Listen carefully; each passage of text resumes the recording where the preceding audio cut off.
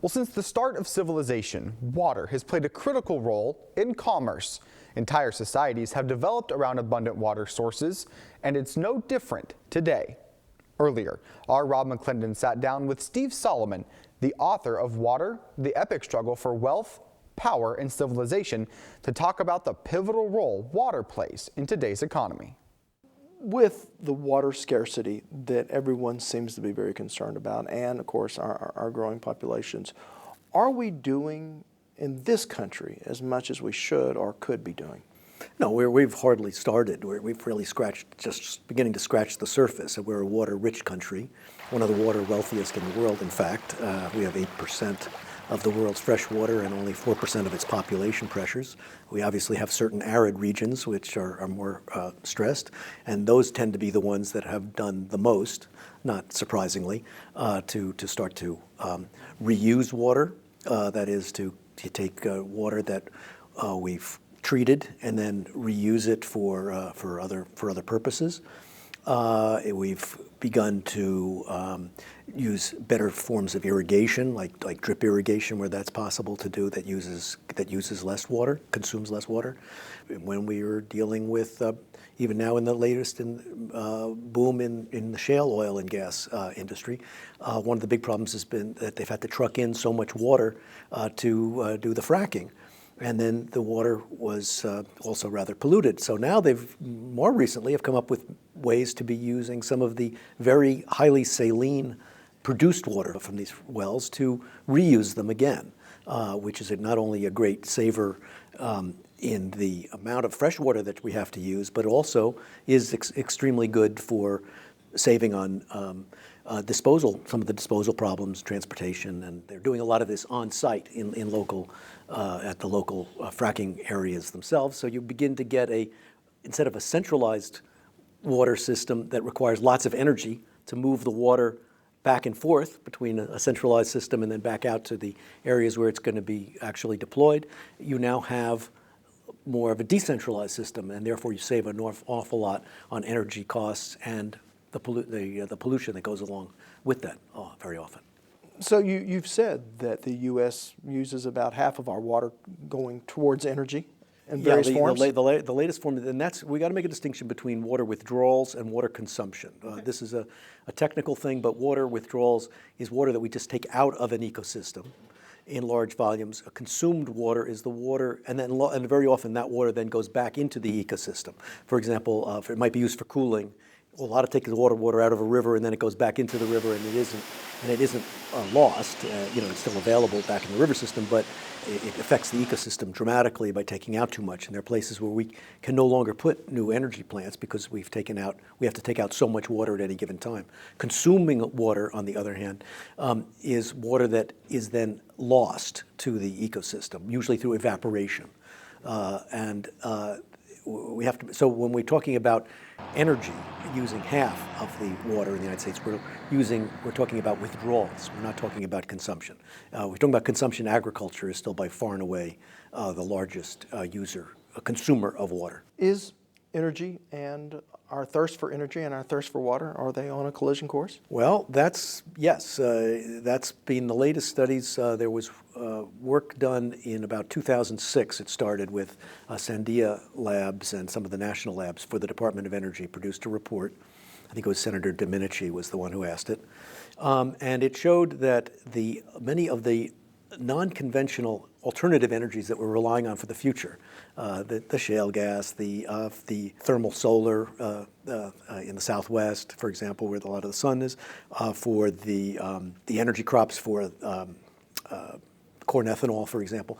These consume a lot more water than the conventional forces of energy. Now we have a projection, I believe, that we're going to need 40% more and be able to produce 40% more energy in the next couple of decades, but no one was looking at whether there was going to be enough water available for these sources. So these reports highlighted the fact that we are on a collision course. That's why some of the breakthroughs that I mentioned about the hydrofracking, for example, are quite important.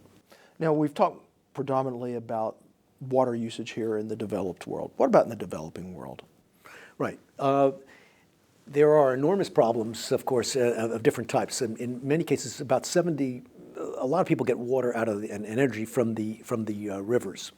But the rivers in places like the Euphrates and the Nile, these rivers are already drawing so much water out of them that often the people downstream don't have enough flow to generate some of the energy or to get the irrigation that they need. On the other hand, I must say there are parts of the world that have not tapped their hydropower potential at all. Africa uses only about 10 or 15% of its hydropower potential. Pakistan only about 15 or so percent.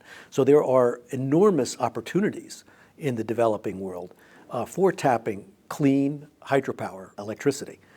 But it requires large investments of capital, organized, and a pretty organized society to be able to do that. In my first trip to China, I was traveling with a group from town to town, and the city leaders kept telling us, well, we have lots of water here. And it eventually dawned on me that water might be a problem in China.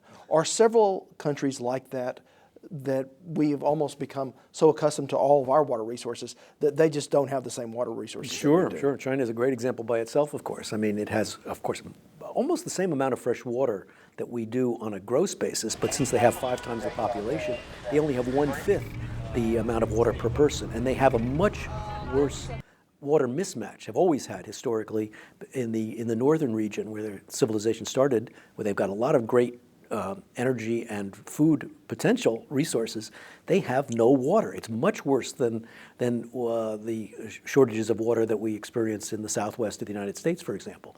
So they are embarked on the largest water project on Earth, which is the south to north water transfer project, where they are trying to create huge aqueducts to bring water from the fairly wet south to the very parched north by going over mountains, under rivers, 1,000 miles. I mean, it's an enormous undertaking. So China certainly is one, but there are many other countries that are deeply water stressed as well, Pakistan being one. If projections are correct that our population across the globe could raise from 7 to 9.5 billion, do we have enough fresh water for that many people? Well, not on current practices, the way that things are distributed today. If we invent a new water paradigm that uses water more efficiently, using the existing water more efficiently, using technologies that are available today, quite honestly, we don't need great breakthroughs, and we could actually implement them all, probably we could get by with the 9 billion. The bigger question actually is, beyond the absolute increase in population numbers, is that many people are moving from very impoverished lifestyles to middle-class lifestyles like we enjoy in the United States. And that is a multiplier that's even greater than the arithmetic increase in population between 7 and 9.5 billion. And there's a question whether we can sustain, on the Earth today, I guess we have about 1 billion people or so living a middle-class lifestyle. Can the population of the Earth sustain 3 billion with a middle-class lifestyle? Because that's what we're trying to achieve. So essentially what we're talking about is conservation. Conservation is, I mean, you can call conservation has many faces to it. There's a lot of innovation can still happen. But there's a lot of innovation that's already been made that hasn't been applied. In Israel, they reuse 75% of their water. We only reuse about 6 or 7% here in the United States. There's no reason why we can't do what Israel is doing. And that is a form of conservation. It really is in our economic interest to do that because we'll get more bang for the buck. I mean, my view is that America is, being one of the water richest nations on Earth, is in a very well-placed position to grow the food, produce the water-intensive energy and goods that the rest of the world is going to be very hard-pressed to do as we move forward because of the acuteness of the water scarcity problem in other places. But we've got to get our own act together at home to make sure we get the most out of this comparative advantage that we have in fresh water. All right. Thank you for your insights. Sure. Thank you.